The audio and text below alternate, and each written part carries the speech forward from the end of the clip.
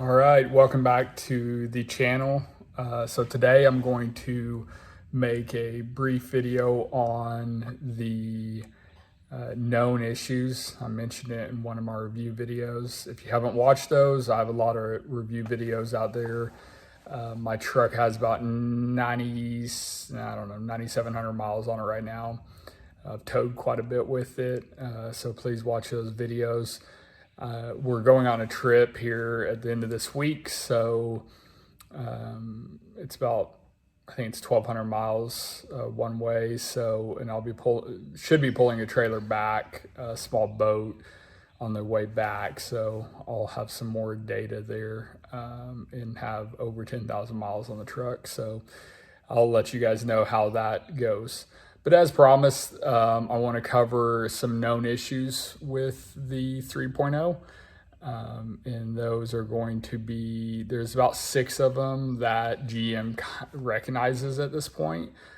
This is not a bash on the 3.0 Duramax. This is, I can make the same videos on the 5.3 and the 6.2s and everything else. So my opinion's out there so far. Again, I'm not, I don't have a set in stone opinion, I guess. I continue just giving the facts from my truck. So this is definitely not, I haven't had any of these issues. These are just, again, some issues that GM has found, and most are corrected. But if you're having these issues or having issues, you may want to do a little more investigating on them. So, all right, here we go.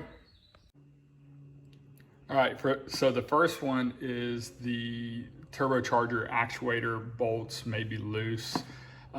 This is a sign of this, could be lack power, and it also throws a lot of trouble codes. Engine overboost, underboost, control position performance code, and boost controller position exceeding. I won't be able to show all videos of all of them, but this one's pretty easy to see. So basically, one of these 3 bolts, there's 3 bolts, if you can see, did not get tightened. So very easy to check. Just look, and you'll notice it'll be backed out quite a bit if you have an issue on yours. This is on some, again, these aren't on all the trucks, of course, but on some 2020 and 21 Silverados and also Sierras. So that's the first one to check. Like I said, we'll throw mini codes if you have that. Okay, so the next issue is really common. Actually, one of the guys made a comment. This was found on his truck. It throws check engine light, and the code is P1488. And this is really common on the 20s. And it is a loose, normally it's a loose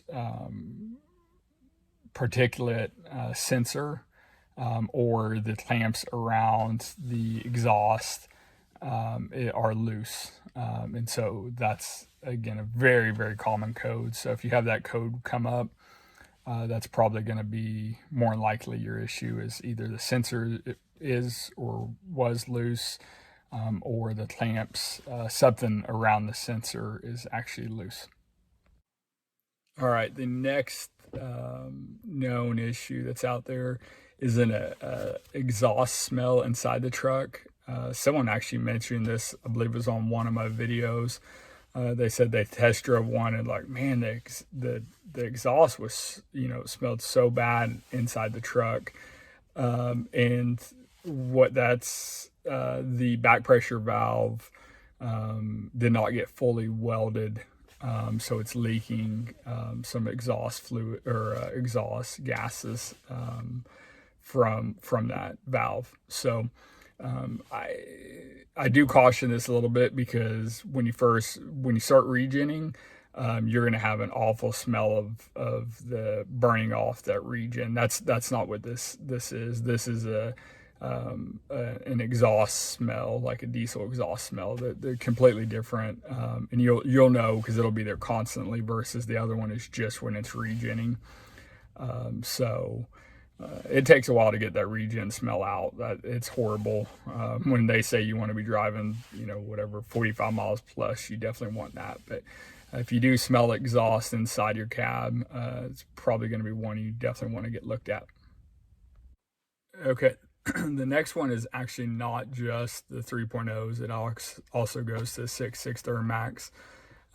It's for the 3/4 tons, 1 tons, and it is a faulty def heater.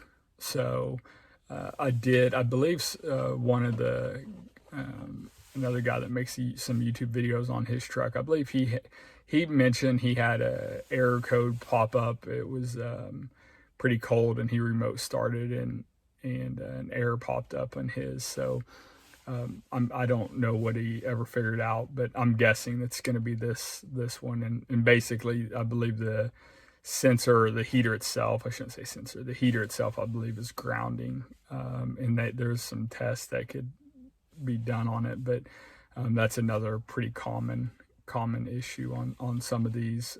But again, it's not just the 3.0 that goes all the way to the 6.6 Duramax. Okay, I planned on showing the next one, but that's not going to happen. You really can't see it, but it's corrosion on a couple of the pins on the wiring harness, and it has to do with the engine coolant flow control system. It's on the driver's side of the engine. There's a pretty large control system, I guess, for your coolant to decide, what valves are opening and what are not. Anyways, those plugs could have corrosion on them, and it'll throw another check engine light, and it'll be P2B60. Will be the code that it throws, and if there's they'll check basically those pins. If there's corrosion, they have to replace that wiring harness. I'm not sure what all it and how hard or how big that wiring harness is, but this is for 2020s and 21s. Includes Tahoes, Suburbans, everything. So another thing to keep an eye out for. All right, and the last one, this one is the newest, I guess, issue, and it's the rear main can be leaking oil. And there's been plenty of comments on the oil pump belt. If you watch my videos, I've mentioned it before.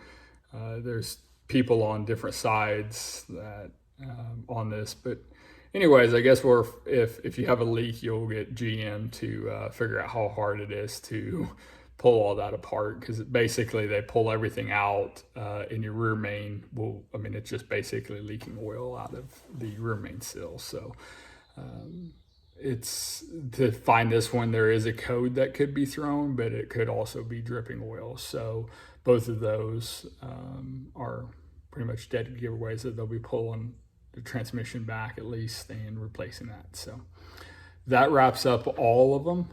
So that should, I believe, was 6. And again, it's not, this isn't a negative on it. There's plenty of these out for every other engine and car and everything else out there. That's just information. If you're seeing some issues, don't think, oh, this is just mine.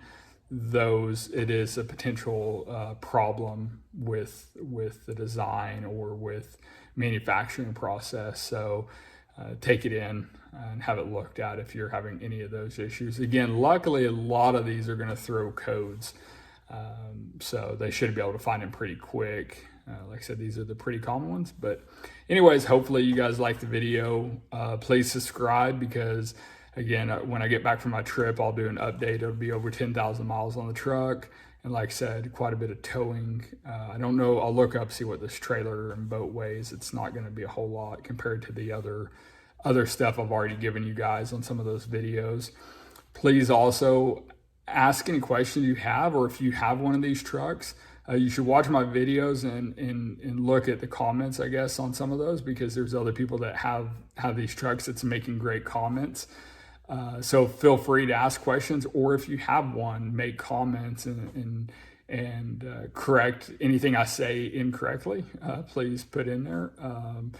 And also give your opinions or what you like or dislike. These are supposed to be helpful to people looking at buying the 3-liter, and they could decide, if you want to buy it or not, or help those that already own it. So anyways, thanks for everyone who has subscribed, and thank you for leaving comments. All right, we'll check back in a week or so. Thanks.